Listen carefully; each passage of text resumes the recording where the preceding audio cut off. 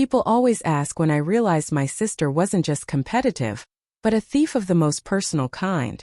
It wasn't when she flirted with my high school boyfriend, or when she cried on the shoulder of the man I planned to marry. It was the night I unlocked Connor's apartment and found her in his bed, smirking like she'd finally taken the last thing I had. Most people crumble in moments like that. I didn't. Something steadier moved through me. Something I didn't recognize yet. Because that night, without knowing it, I'd already met the man who would end her life as she knew it.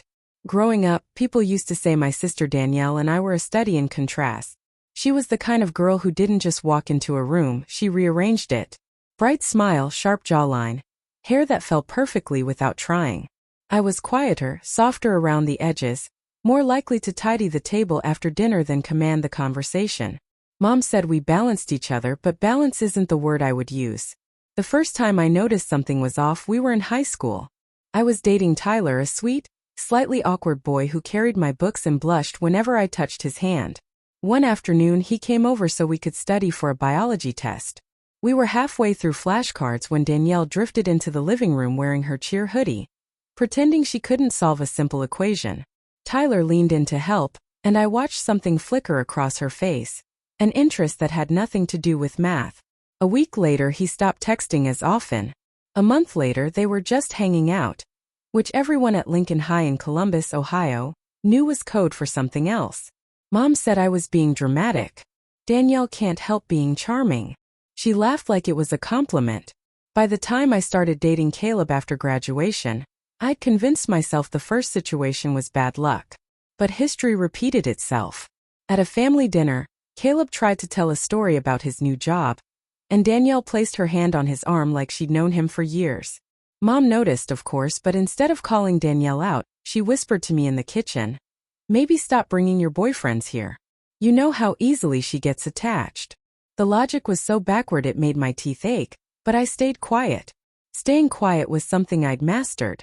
When Mason came along, a coworker who made me laugh during overnight shifts, I told no one except Mom.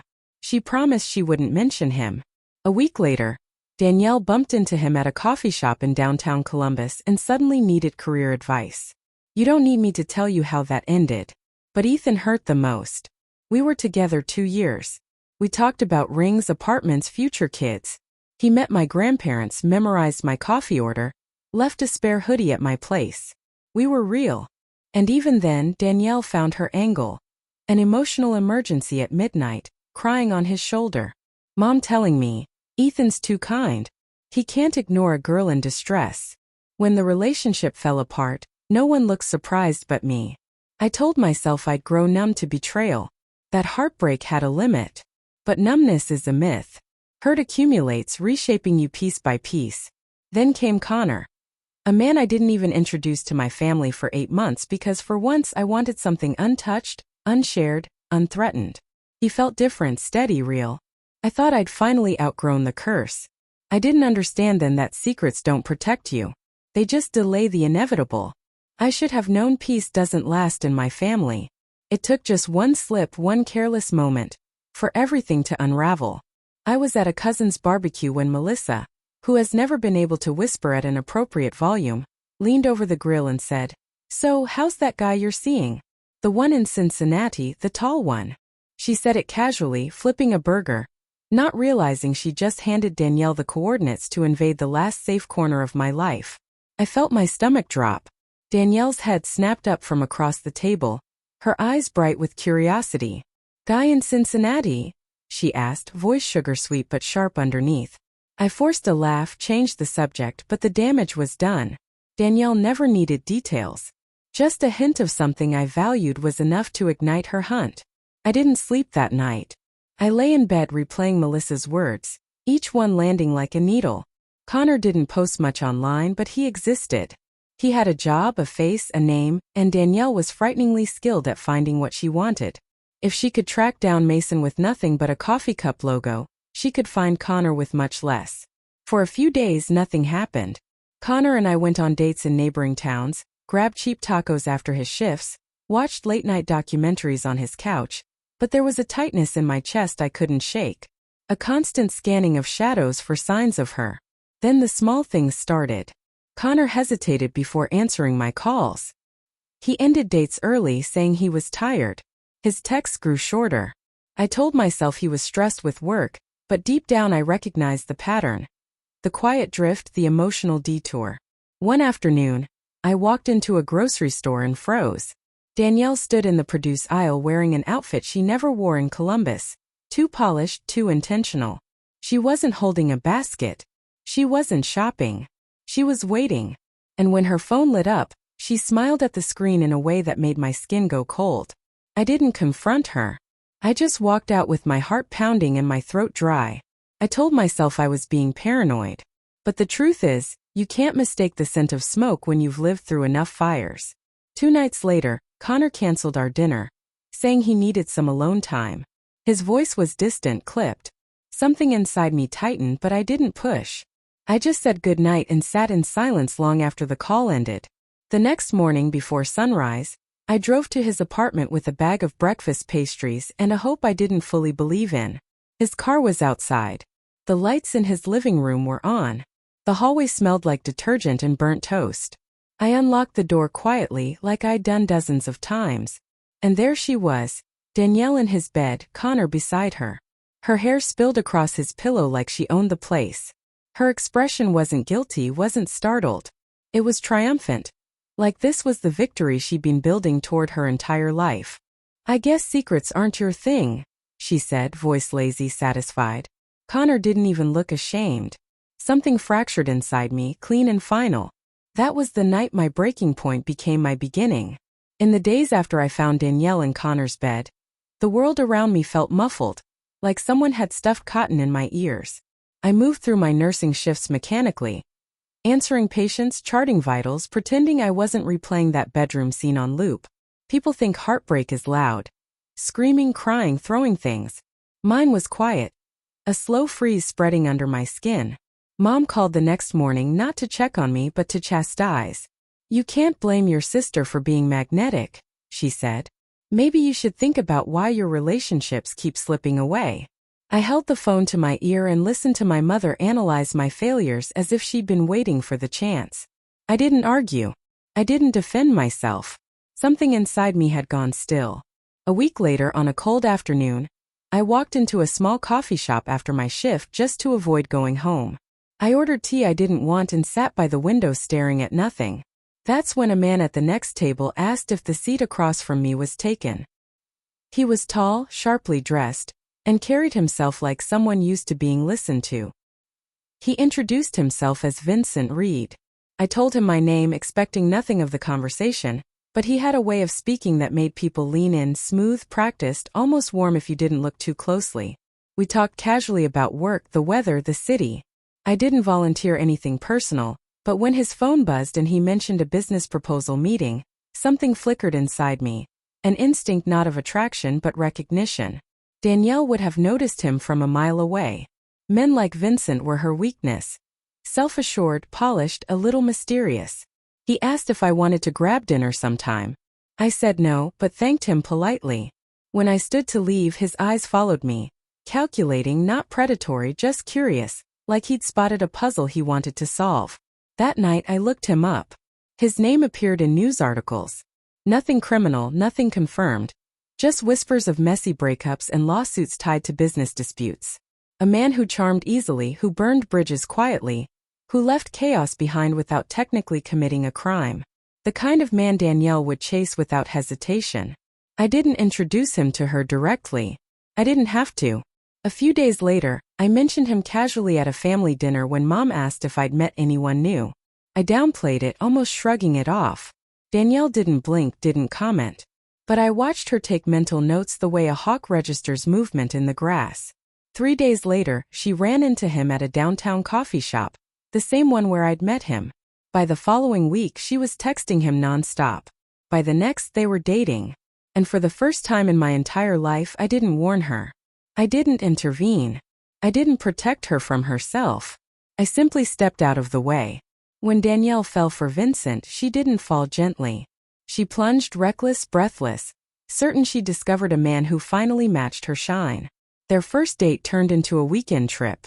By week 3, she was posting filtered photos of wine glasses and city skylines, always angled to hint at luxury without revealing the man beside her. She loved the performance more than the relationship itself. And Vincent knew exactly how to feed that hunger. Within a month, she was practically living in his downtown loft in Cincinnati. She bragged about the skyline view, the marble counters, the elevator that needed a key card. "It feels like I'm finally with someone on my level," she told me during one of her rare calls she only made when she wanted someone to admire her. I listened, said very little, and kept my voice steady.